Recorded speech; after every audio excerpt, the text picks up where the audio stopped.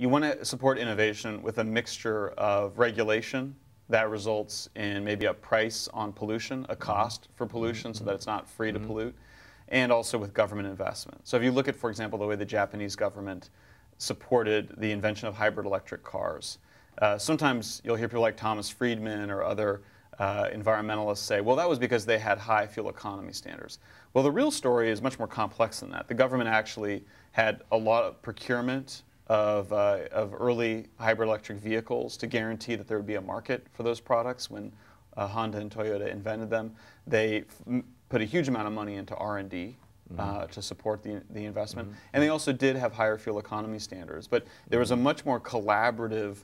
relationship between the auto companies and the Japanese government, whereas the relationship between American auto companies and the federal government has been one of antagonism for the most part, or it's been one of just sort of letting the auto companies do whatever they want. So we have these two sort of extremes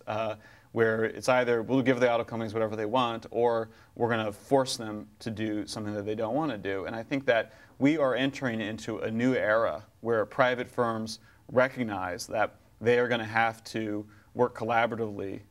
with lawmakers, because obviously the big three are taking billions of dollars of taxpayer money to just survive. But I think it's going to require a pretty big paradigm shift on the part of everybody, that actually government does need to be closely involved in innovation by firms, and that firms need to understand that there's going to be some expectation that with taking billions of dollars of taxpayer money, that there's going to be,